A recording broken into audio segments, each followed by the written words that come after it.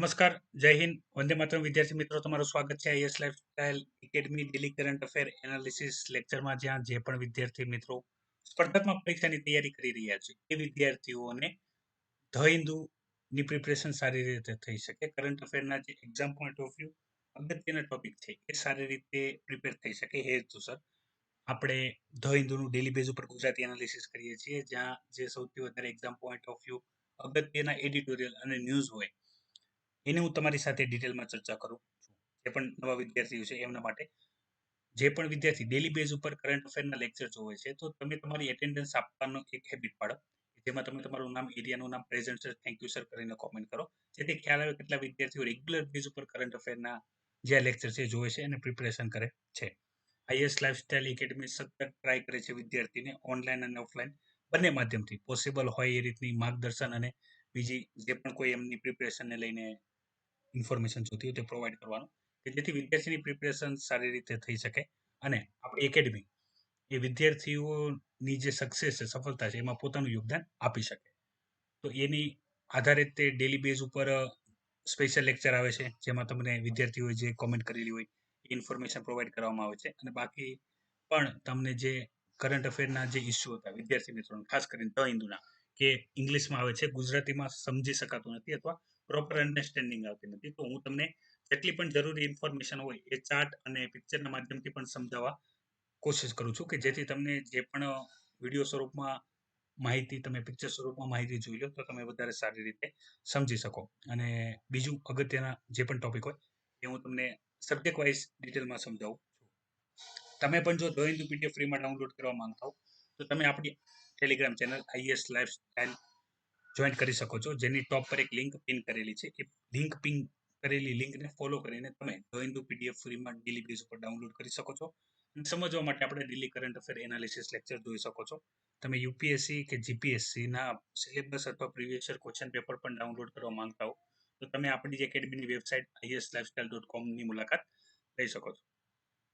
વિદ્યાર્થી મિત્રો, ટ્રાય કરીએ છીએ. હમણાં હાલમાં તમને એક માહિતી મળી જ ગઈ હશે, બરાબર, સોશિયલ મીડિયા ઉપર જેની વાત કરેલી છે, અને ના વિદ્યાર્થીઓ જોયું હોય તો ઓફલાઈન બેચ સ્ટાર્ટ થવાના છે, બરાબર, જેવી ગવર્મેન્ટ દ્વારા અત્યારે આપણને પરમિશન આપવામાં આવશે એ રીતે.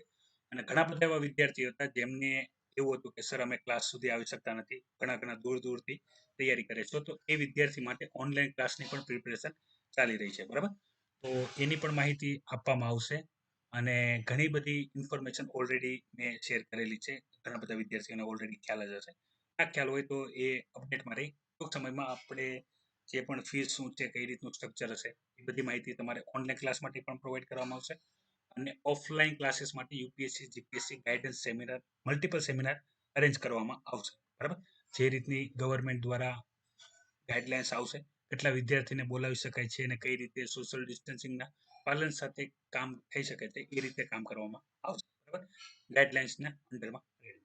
તો વિદ્યાર્થી મિત્રો, ચર્ચા કરીએ આજના ધ હિન્દુ એનાલિસિસમાં. તો સૌથી પહેલો જે એડિટોરિયલ છે એ છે, તમે જોઈ શકો છો, અમેરિકાના ઇલેક્શનને લઈને છે, બરાબર. તો આપણે અહીંયા વધારે ડિટેલ ઇન્ફોર્મેશન છે એ આપણે ડિસ્કસ કરવાની નથી, બરાબર, પણ તમને ખાલી ખબર હોવી પડે કે ભાઈ અમેરિકન જે ઇલેક્શન સિસ્ટમ છે એ કઈ રીતે કામ કરે છે, બરાબર. હું તમને થોડીક માહિતી આપી દઉં સ્ટેટિક ફોર્મમાં, બરાબર, કહેવાય ને થોડોક રસ લાગે એના માટે હું તમને હિન્ટ આપી દઉં. તો અમેરિકાની અંદર બે પોલિટિકલ પાર્ટી છે, બરાબર. ત્યાંની પાર્લામેન્ટને કોંગ્રેસ કહેવાય છે. આપણે જેમ પાર્ટીનું નામ કોંગ્રેસ છે, ત્યાં તેમની પાર્લામેન્ટને કોંગ્રેસ કહેવાય છે, બરાબર. વોટિંગ આપવાની સિસ્ટમ થોડીક અલગ છે. એટલે એમાં જેમ આપણી જેમ જ છે કે ભાઈ પ્રેસિડેન્ટને આપણે સીધો વોટ આપી શકતા નથી, ડાયરેક્ટ વોટિંગ કરી શકતા નથી, ઇનડાયરેક્ટ વોટિંગ કરીએ છીએ આપણે. અલગ જે લોકસભા અને વિધાનસભાના સદસ્યોનું ઇલેક્શન થાય છે અને એ પછી ફરીથી પ્રેસિડેન્ટ માટે ઇલેક્શન કરે છે. તો સેમ વસ્તુ હોય છે. એ સિસ્ટમ શું છે એની પણ હું માહિતી તમને ડિટેલમાં આવી, જે તમને ખૂબ ઉપયોગી થશે. ટૂંક સમયમાં તે ઇન્ફોર્મેશન પણ શેર કરવામાં આવશે ચેનલ ઉપર, તો તમને ખ્યાલ આવશે અમેરિકાની પણ ઇલેક્શન સિસ્ટમ કઈ રીતની છે.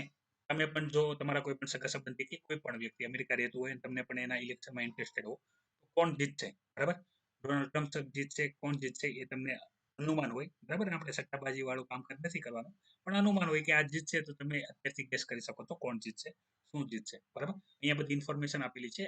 શા માટે આ ઇન્ફોર્મેશન શું છે ઇન જનરલ હું કહી દઉં. જ્યારે પણ પ્રેસિડેન્ટ ઇલેક્શન થવાના હોય ત્યારે પ્રેસિડેન્ટ અને વાઇસ પ્રેસિડેન્ટ એ કોન્ફરન્સ કરતા હોય છે, બરાબર? જેમાં એકબીજાની સામે કાઉન્ટર ડિબેટ પણ કરતા હોય અને લોકોને કઈ રીતે મદદરૂપ થશે એ રીતના પણ ઇન્ફોર્મેશન આપતા હોય કે જેથી સામાન્ય જે પ્રજા હોય એ નક્કી કરી શકે ને વોટ કઈ પાર્ટીને આપવો. બરાબર? ત્યાં બે પોલિટિકલ પાર્ટી એ બધી માહિતી હું તમને ડિટેલમાં ડિસ્કસ કરી ત્યારે.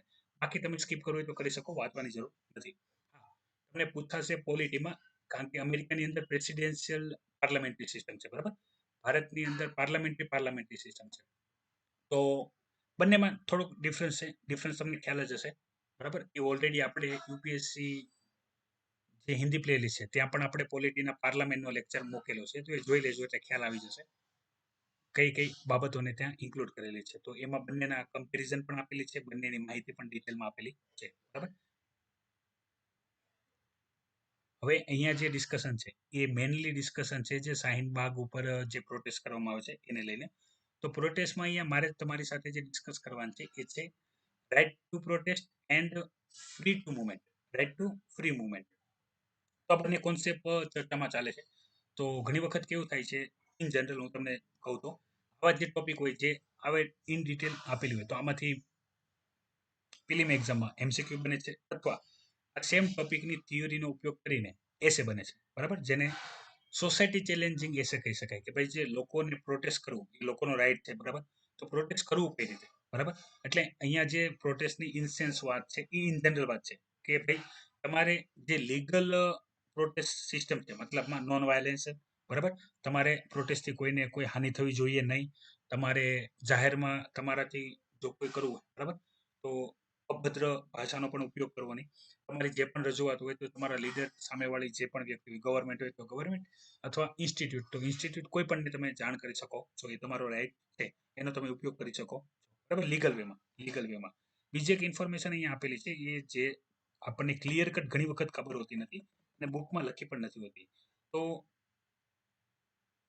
આ જે એક જજમેન્ટ છે બંધનું લઈને, બંધનું અત્યારે ઇન સેન્સ કે ભાઈ આપણે ઘણી વખત ઘણા પ્રોટેસ્ટ કરતા હોય. બરાબર? તો એ પ્રોટેસ્ટ સંદર્ભમાં આપણે એરિયા બંધ રાખીએ, પછી આપણે સ્ટેટ બંધ રાખીએ, જે નેશનલ આપણે ભારત બંધના એલાન કરીએ. બરાબર? એ રીતના જે બંધ છે ઇનલીગલ છે. બરાબર? તો આ એક ઇન્ફોર્મેશન બહુ નાની એવી છે, પણ આના ઉપરથી તમને ઘણી બધી પ્રિલિમમાં ક્વેશ્ચન પૂછી શકે છે ઘણી બધી રીતે. બરાબર? કે અલગ અલગ બધું મૂકી દે પ્રોટેસ્ટને લઈને, બંધને લઈને statement, find the correct statement or wrong statement, X Y Z. તો તમને આવડવું જોઈએ. તો એક વખત વાંચી લેજો, ઇમ્પોર્ટન્સ છે. ફરીથી અહીંયા જે ચર્ચા કરવામાં આવી છે વિદ્યાર્થી મિત્રો એ છે કોરોના વાયરસ પેન્ડેમિકની અંદર કે જે લોકોના લાઈવ્સ છે. બરાબર? લાઈવ્સ ઇઝ મેટર અને એને બતાવવી જોઈએ ઇન્ફોર્મેશન. થિયોરિટિકલ વધારે છે, ઓલરેડી આપણે આની ડિસ્કસ કરેલી છે, તો વધારે આપણે એની ડિટેલમાં જશું નહીં. બરાબર? અને ફરીથી પોલિટિકલ ન્યૂઝ છે. બરાબર? અવોઇડ કરી શકાય છે, આપણે એ ડિસ્કસ કરવાની જરૂર અત્યારે નથી. તો ફ્રન્ટ ન્યૂઝ ઉપર જ એક આપણે મેં ગઈકાલે તમારી સાથે મોનેટરી પોલિસી કમિટીની જે ડિસ્કશન કરી હતી તો એને લઈને ફરીથી ઇન્ફોર્મેશન આવી છે. જે ઇન્ફોર્મેશનની અંદર વાત કરવામાં આવી છે આપણા આરબીઆઈ ગવર્નર શક્તિકાંત દાસ દ્વારા, ભાઈ જે હાલની જીડીપી છે, બરાબર, એ ડિક્લાઇન મોડમાં છે. તો આપણે જે રેપો રેટ જાહેર કરીએ છીએ એમાં કોઈ પણ ચેન્જીસ કર્યા. ઓલરેડી મેં તમને રેપો રેટને લઈને ઘણી બધી ઇન્ફોર્મેશન ડિસ્કસ કરેલી છે.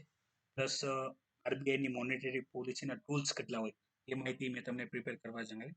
એ તમે શરૂઆત જે આપણે 11-12ની તમે ઇકોનોમિક્સની પ્રિપેરેશન કરો, મેક્રો અને માઇક્રો ઇકોનોમિક્સ, તો એમાં બધું કવર થઈ જશે.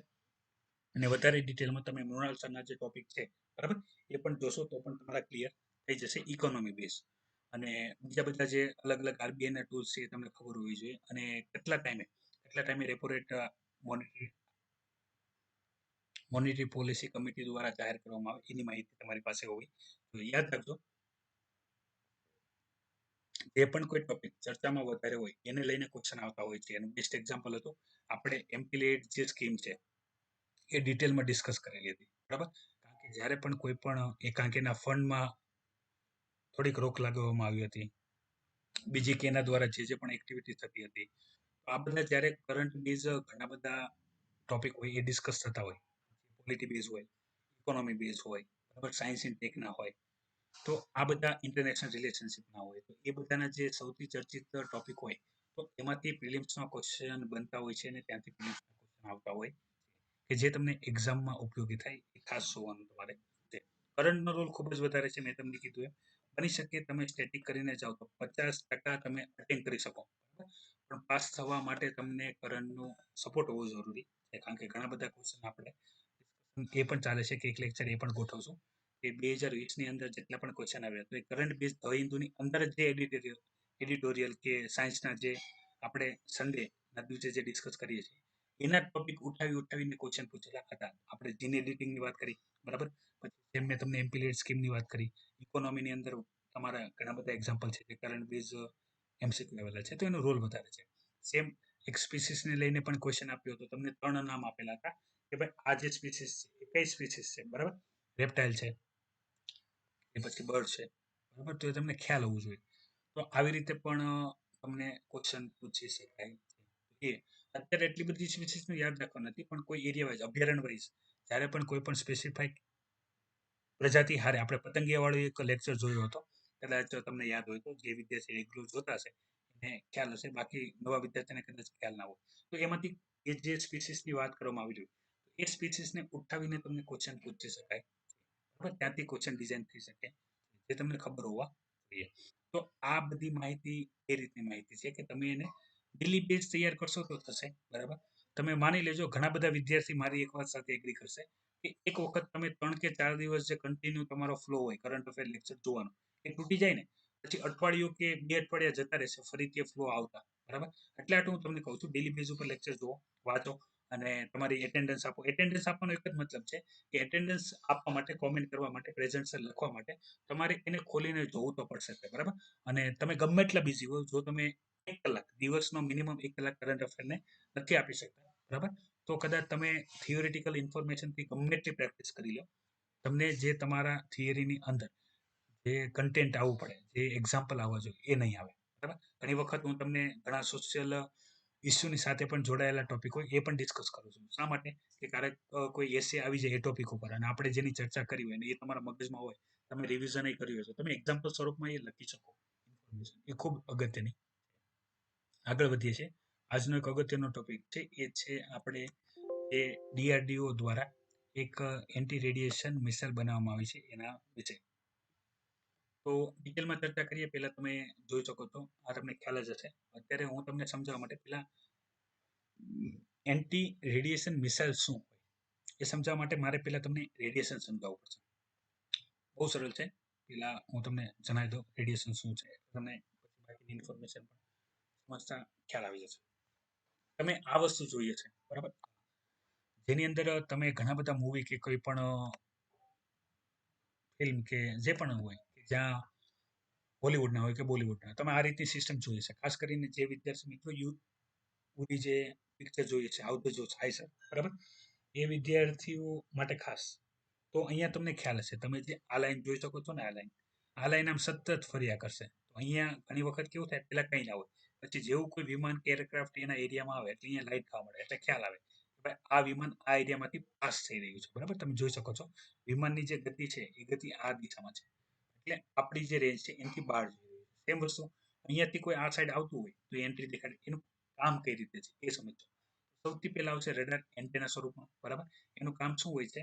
એનું કામ રહેશે કે ભાઈ એ જે રડાર છે, બરાબર, એ રડાર સિગ્નલ પહેલા મોકલશે, બરાબર, પલ્સ સ્વરૂપમાં. જે રેડિયેશન હશે પલ્સ સ્વરૂપમાં સેન્ડ કરશે. કેમાં? ઓપન એટમોસ્ફિયરમાં, બરાબર. ઓપન એટમોસ્ફિયરમાં શું કરશે? જેના રેડિયેશન હશે એ પલ્સ કરશે, આમ ગોળ ગોળ આવે, બરાબર, આ રીતે ગોળ ગોળ જતા હોય. હવે જ્યાં જ્યાં પણ એ જતા હોય, માની લો કે અહીંયા ગયા વિમાન છે, વિમાન સાથે અથડાઈને પાછા આવે, બરાબર. તો સેમ આ જે એન્ટેના છે, બરાબર, એ સેન્ડર છે, રિસીવર છે. તો એ જે રેડિયેશન છે, ઇન્કમિંગ જે સિગ્નલ છે એને રિસીવ કરે અને એ રિઝલ્ટ અહીંયા શો કરે, બરાબર. આ છે રેડિયેશન સિસ્ટમ. તો આ રડાર ડિસ્પ્લે છે જ્યાં આપણે જોઈ શકાય આ આપણે એરક્રાફ્ટ કે વિમાન હોય કે જે એરિયામાંથી જતું હોય એ ખબર પડી. હવે સમજો એન્ટી રેડિયેશન મિસાઇલ એટલે માની લો કે અહીંયા કોઈ એરક્રાફ્ટ છે કે જે એન્ટી રેડિયેશન મિસાઇલ લઈને આવે છે. તો આ જે વિમાન છે એની અંદર માની લો કે ભાઈ આ રીતનું એક મિસાઇલ જે આપણી ડીઆરડીઓ દ્વારા ડિઝાઇન કરેલી છે છોડવામાં આવે, બરાબર, અહીંયાથી છોડવામાં આવે નીચે. તો આ કેવું હોય ખબર? આ જે એન્ટી રેડિયેશન મિસાઇલ છે એના રેડિયેશન વાળા જે સિગ્નલ છે એ એને શોધી શકતા નથી. એ આ જે ડિસ્પ્લે હોય એની ઉપર દેખાશે નહીં. એ આનો મેઇન ફાયદો છે. બીજી વસ્તુ આનું કામ શું છે? આનું કામ છે કે ભાઈ જે પણ એન્ટેના, બરાબર, જે આ ફ્રીક્વન્સી મોકલતું હોય રેડાર માટે, એને ફાઇન્ડ કરીને એને શું કરવું, એના ઉપર હુમલો કરીને એને ડિસ્ટ્રોય કરી દેવું. એ કામ છે કોનું? જે એન્ટી રેડાર મિસાઇલ છે એનું. એટલે શું થશે, માની લ્યો કે ભાઈ આપણે કોઈ એરિયામાં જવું છે, દુશ્મનના એરિયામાં. આપણે ઉરી પિક્ચરનું જ એક્ઝામ્પલ લઈને કહું તો આપણે પીઓકે ક્રોસ કરીને, સોરી, હા, પીઓકે ક્રોસ કરીને આપણે જે ભારતનો જે એરિયો છે, તો ત્યાં આપણા જે આપણે અભિનંદન વાળું પણ તમને ખ્યાલ હશે, તો એ ત્યાં જવું હોય તો એ સતત અહીંયા વોચ રાખીને બેઠા હોય, કારણ કે એના પણ જે રડાર સિસ્ટમ હોય એની અંદર દેખાય. તમે ઉરી પિક્ચર જોયું છે તો જોઈ શકો છો. એકદમ બોર્ડરની નજદીકથી શું થતું હતું, એકદમ બોર્ડરની નજદીકથી હેલિકોપ્ટર જતું હતું, બરાબર. અને એ લોકોએ મિસાઇલ એ રીતે સેટ કર્યા હતા કે ભાઈ જેવું હેલિકોપ્ટર આ બોર્ડર છે ક્રોસ કરીને પાકિસ્તાન બોર્ડરની અંદર આવે એટલે તરત શું થઈ જાય, એની ઉપર એટેક થઈ જાય અને ડિસ્ટ્રોય થઈ જાય. તો એ રડાર ઉપર જોતા હતા, બરાબર. જે તમે મૂવી જે જોયું હશે એ સમજી શકતા હશે, અને ના સમજી શક્યું એ પોતાની ઇમેજિનેશન પાવર ઉપયોગ કરે કે ભાઈ અહીંયાથી નથી આપણે, કારણ કે રાતના અંધારામાં કોણ ક્યાં કઈ રીતે જાય એ દેખાતું નથી, પણ આ સિસ્ટમથી આપણને ખબર પડી જાય કે કઈ વસ્તુ જે આવી રહી છે. તો આ જે મિસાઇલ છે એ મિસાઇલ આ જે રેડિયેશન રડાર સિસ્ટમ છે એને ડિસ્ટ્રોય કરી નાખે, બરાબર. પછી કેવું થશે કે હવે આ સિગ્નલ મોકલવાનું તો બંધ કરી દીધું, એટલે આપણે જે કોઈ પણ વિમાન હોય, એરક્રાફ્ટ હોય, જેમ કે અત્યારે આપણે સુખોઈ 30 ની વાત કરવાના છીએ, એ એમના એરિયામાં જઈને શું કરે, એમના એરિયામાં જઈને સર્વિલન્સ કરવું હોય, અથવા આપણા કોઈ પણ મિલિટરીના સાથી મિત્રો હોય એને પિકઅપ કરવા હોય, અથવા બીજું કોઈ મિશન હોય જે પૂરું કરવાનું, એ કરીને આવી શકે, બરાબર. એટલે મતલબમાં દુશ્મન ગુમરાહ થઈ જાય, કારણ કે એના રડાર ઉપર આપણા કોઈ પણ જે પ્લેન છે, એરક્રાફ્ટ છે, એના દેખાય, મિસાઇલ ના દેખાય, બરાબર. આ મેન વસ્તુ હતી. હવે આને ડિટેલમાં સમજી લઈએ થિયોરી ફોર્મમાં. તો જે સૌથી પહેલા હતું, આનું નામ શું છે? એનું નામ છે રુદ્રા એમઆઈ, બરાબર. રુદ્રા M1 છે અથવા રુદ્રા એમઆઈ છે, બરાબર. તો જે આપણી ડીઆરડીઓ છે, બરાબર, defence research and development organisation છે, એની દ્વારા એન્ટી રેડિયેશન મિસાઇલ બનાવવામાં આવેલ છે, જેને રડાર પણ ડિટેક્ટ કરી શકતો નથી, બરાબર. એનું કામ શું છે કે ભાઈ જેવું પણ આપણે આજે સુખોઈ 30 MKI વિમાન છે જોઈ શકો છો તમે, એ એને છોડે, મતલબમાં ટાર્ગેટ ઉપર છોડે, એટલે જેવું એને છોડે એટલે એ એટલા જ એરિયામાં કોઈ પણ જગ્યાએ, જો મેં તમને જે એન્ટેના બતાવ્યું એને ફાઇન્ડ કરી લે જેમાંથી સિગ્નલ આવતા હોય, બરાબર. તો એ સિગ્નલને ફોલો કરીને એને ડિસ્ટ્રોય કરી નાખે, એટલે દુશ્મનની જે રડાર સિસ્ટમ હોય, બરાબર, એ ડિસ્ટ્રોય થઈ જાય, અને જે પણ દેશ ત્યાં જે પણ કામ કરવા માંગતો હોય એ થઈ શકે. તો એ ડીઆરડીઓ દ્વારા બનાવવામાં આવ્યું છે. એક સમય હતો કે જ્યારે સાયન્સ એન્ડ ટેકમાં અલગ અલગ મિસાઇલ છે, ક્રુઝ છે, બેલેસ્ટિક છે, એર ટુ એર છે, કે એર ટુ સરફેસ છે, પછી સરફેસ ટુ એર છે, એ રીતના કોઈ પણ જે થિયોરિટિકલ હતા મિસાઇલ ફોર્મમાં એના ક્વેશ્ચન આવતા હતા, પણ એ જમાનો જતો રહ્યો, બરાબર. અત્યારે એ એડવાન્સ તમને પૂછે છે, એટલા માટે હું તમને ઘણી બધી ઇન્ફોર્મેશન ઇઝીલી સમજાઈ જાય એ હેતુસર હું તમને ડિટેલમાં એની ડિસ્કશન કરું, કે જેથી તમને કોઈ ક્વેશ્ચન આવે એ સંદર્ભમાં તો તમે સારી રીતે એ ટોપિકને લખી શકો, બરાબર. આપણે બધી વિદ્યાર્થી મિત્રો જે અગત્યની જેટલી પણ મહત્વની ન્યૂઝ છે એની અંદર, તો બીજું જે અત્યારે પેન્ડેમિકને લઈને એક ઇન્ફોર્મેશન આવેલી છે કે ભાઈ આપણે અત્યારે એક વસ્તુ તમે સમજી જાઓ, અહીંયા કહેવામાં શું આવે છે, થિયોરિટિકલ ફોર્મમાં જ કહેવામાં આવ્યું છે કે ભાઈ જે COVID-19 છે, બરાબર, SARS CoV-2 છે, COVID-19 નું છે, બરાબર, સાયન્ટિફિક ફોર્મ જે આપણે ઉપયોગ કરીએ છીએ. તો આ એક છેલ્લો કોઈ વાયરસ નથી કે જેને આવી પેન્ડેમિક કન્ડિશન ફેલાવી હોય. દર 100 વર્ષે કોઈ ના કોઈ આવી વૈશ્વિક મહામારી ફેલાતી જ હોય છે, બરાબર. પેન્ડેમિક હોય, એપિડેમિક હોય, બરાબર. એ બંનેનો ડિફરન્સ શું છે, WHO ની ગાઈડલાઈન શું છે, એની આપણે ડિટેલમાં ચર્ચા કરી ચૂક્યા છીએ. તો અહીંયા કહેવાનો મતલબ એક જ થાય છે કે ભાઈ ભવિષ્યમાં પણ આવા રોગો આવવાની શક્યતા છે, બની શકે કે ભાઈ આનાથી પણ વધારે કન્ડિશન ખરાબ હોય, તો એના માટે આપણે ઓલરેડી પ્રિપેર રહેવું. તો એ રીતની ચર્ચા અહીંયા કરવામાં આવેલી છે. બીજું એક ઇન્ફોર્મેશન મેં ગઈકાલે તમારી સાથે સોશિયલ મીડિયા ઉપર શેર કરી હતી, એ ઇન્ફોર્મેશન હતી વિન્ડ ટર્બાઇન જે છે એના વિશે, જે આપણા પ્રાઇમ મિનિસ્ટર દ્વારા કહેવામાં આવ્યું હતું, પણ એ જે છે, બરાબર, એ ઇમ્પ્રેક્ટિકલ છે, એ રીતની વાત કરવામાં આવેલી છે. ઇમ્પ્રેક્ટિકલ કઈ રીતે હું સમજાવું, એ સમજાવું એ પહેલા તમને ખબર હોવી જોઈએ કે જે વિન્ડ ટર્બાઇન છે એ શું છે, બરાબર. ઘણા બધા વિદ્યાર્થીને થશે તો મોદી સાહેબે કીધું તો ભલે કીધું, પણ પેલા વિન્ડ ટર્બાઇન શું છે એ જ ખબર નથી, કામ શું છે એ જ ખબર નથી, તો પછી ઇમ્પ્રેક્ટિકલ છે કે પ્રેક્ટિકલ એ કઈ રીતે ખબર પડે. તો હું તમને ઇન જનરલ ઇન્ફોર્મેશન આપું છું, જે થોડીક અહીંયા આપેલી છે, બરાબર. એ અને બાકીની જે તમને ખબર હોવી જોઈએ ઇમ્પ્રેક્ટિકલ કઈ રીતે છે એનું ક્લિયર કટ અહીંયા ખાલી એક સેન્ટેન્સમાં કહી દીધું છે, તો એ ડિસ્કશન કરું. અહીંયા કહેવામાં શું આવ્યું છે, એક વસ્તુ કે ભાઈ જે હવાની અંદર મોઇશ્ચર હોય, બરાબર, તો હવાની સાથે મોઇશ્ચર એક્સેપ્ટ કરીને, એબ્સોર્બ કરીને, બરાબર, પંખા દ્વારા એ આખી જે ફિનોમિના છે ડિસ્કશન કરું, એ હવાની અંદર રહેલું જે પાણી હોય જેને આપણે જનરલી હ્યુમિડિટી ટર્મ કહીએ, તો એ પાણીને આપણે ભેગું કરી શકાય છે હવામાંથી, બરાબર. તો આપણે વોટરનો પ્રોબ્લેમ સોલ્વ થઈ શકે, બરાબર. હવે તમને સરળતાથી સમજવું હોય, સાયન્સના વિદ્યાર્થી સમજી શકે છે, કોમર્સ અને આર્ટ્સના વિદ્યાર્થીને કહું છું, તમે ઠંડો પાણીનો ગ્લાસ ભરો અથવા તમે કોઈ પણ ઠંડી વસ્તુ લાવો, એને મૂકો, તો એની આજુબાજુ પાણીના જે ટીપા ભેગા થઈ જાય છે. તો એ ટીપા ક્યાં હોય છે? એ ટીપા હોય છે કે જે વાતાવરણની અંદર જે મોઇસ્ચર રહેલી છે, બરાબર, જે પાણી રહેલું છે બહુ સૂક્ષ્મ ફોર્મમાં, તો એ જ્યારે એ ઠંડી સપાટી ઉપર અડે છે, એના લીધે એનું પાણીમાં સ્વરૂપમાં રૂપાંતર થાય છે અને પાણી દેખાય છે. તો અહીંયા એ જ કહેવામાં આવ્યું છે કે એ જે મોઇસ્ચર છે, બરાબર, તો એને સક કરીને, એ હવાને સક કરીને એમાંથી આપણે પાણી બહાર કાઢવું જોઈએ, કે જેથી પાણીની જે પ્રોબ્લેમ છે એ આપણે પૂરી કરી શકાય. તો આમાં કઈ રીતનું હોય? એક ટાવર હોય.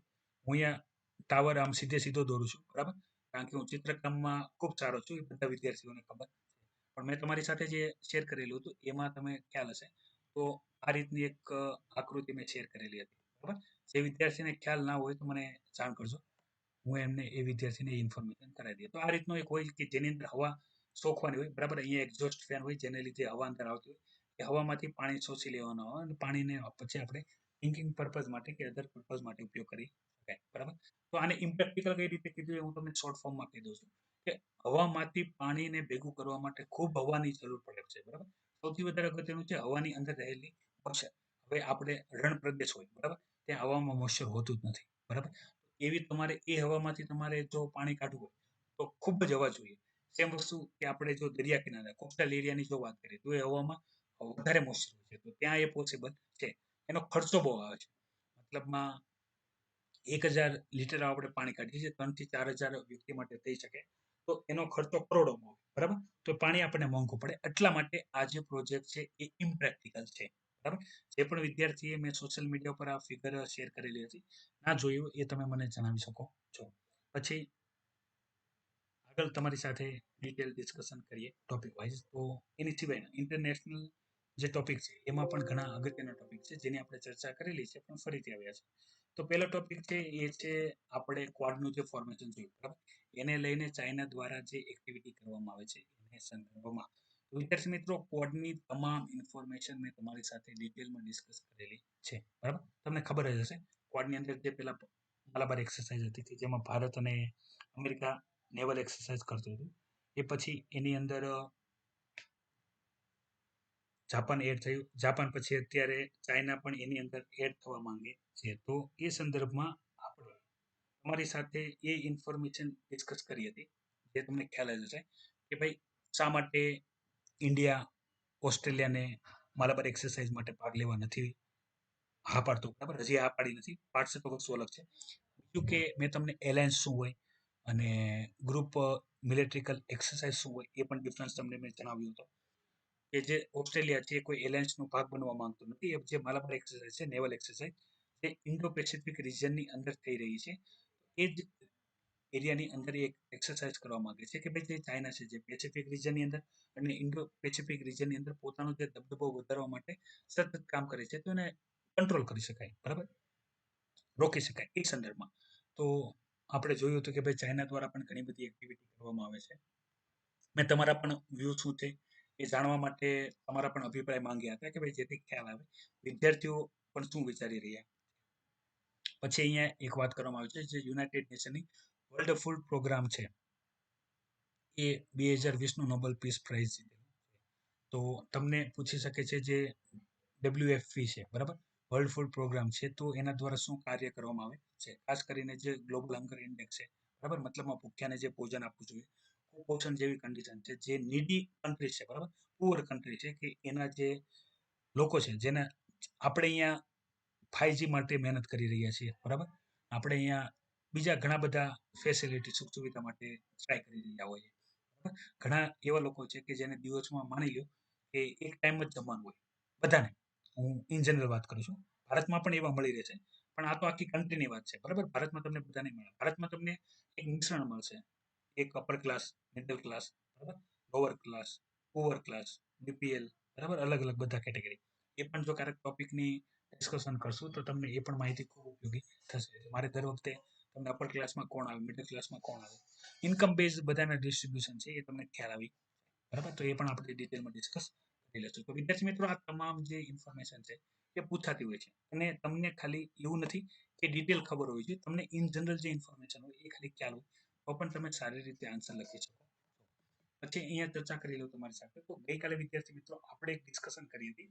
જે ડિસ્કશન બેઝ હતી કે ભારત જે ક્વાડનું ફોર્મેશન કરી રહ્યું છે, તો એ સંદર્ભમાં એક ચાઇનીઝ હાઈ ડેલિગેશન જે છે એ શ્રીલંકાની મુલાકાત ગયું હતું. બરાબર, તો મેં તમને વાત કરી હતી કે ભાઈ શ્રીલંકાને કોઈ ઇન્વેસ્ટમેન્ટની જરૂર હશે, કોઈ બિઝનેસ ટ્રેડ હશે, તો એને લઈને કોઈ ચેન્જીસ આવી ગયા છે. ખાસ કરીને ઉધારી આપવાની જે ચાઇનાની ડેપ ટેપ જે સિસ્ટમ છે એની ખાસ ચર્ચા કરજો. સૌથી પહેલા FTA, તો આપણે ફ્રી ટ્રેડ એગ્રીમેન્ટ શું હોય, બરાબર, એના ફાયદા શું છે એ મેં તમારી સાથે ડિટેલમાં ડિસ્કસ કરેલા છે ઓલરેડી. બરાબર, અત્યારે આપણે એની ચર્ચા નહીં કરીએ. મેં તમને વાત કરી હતી કે ભાઈ જ્યારે પણ આવું થાય, બરાબર, એમાં ખાસ કરીને જે મહેન્દ્ર રાજપક્ષા અને ગોટાબાયા રાજપક્ષા, ગોટાબાયા રાજપક્ષા છે ત્યાંના પ્રેસિડેન્ટ છે, મહેન્દ્ર રાજપક્ષા ત્યાંના પ્રાઇમ મિનિસ્ટર છે. બરાબર, એ શ્રીલંકન સપોર્ટર કહેવાય, અરે સોરી, ચાઇનીઝ સપોર્ટર ગવર્મેન્ટ કહેવાય છે. બરાબર, ઇન્ડિયા માટે સારી વાત નથી, પણ આવું દર વખતે થાય છે કે જ્યારે આ મહેન્દ્ર રાજપક્ષાની સરકાર આવે તો ચાઇનીઝને સપોર્ટ કરવાનું વધી જાય છે, તો ઇન્ડિયા માટે થોડું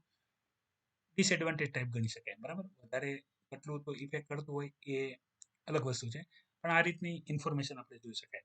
ડેપ ટ્રેપ શું છે એ સમજાવી દો. ઘણા નવા વિદ્યાર્થીઓ છે એને નહીં ખ્યાલ હોય ચાઇનાનું ડેપ ટ્રેપ શું છે. એક્ઝામ્પલ છે શ્રીલંકા. બરાબર, માની લો શ્રીલંકા એક ડેવલપિંગ કન્ટ્રી છે. ડેવલપિંગ કન્ટ્રીની નીડ હોય હંમેશા એના પૈસા જોતા હોય. તો દર વખતે જે ઇન્ટરનેશનલ ઓર્ગેનાઇઝેશન હોય, બરાબર, વર્લ્ડ બેંક છે, IMF છે, એની પાસેથી દર વખતે ફંડ લઈ શકે. એને એના પ્રોજેક્ટો પૂરા કરવાના જ હોય.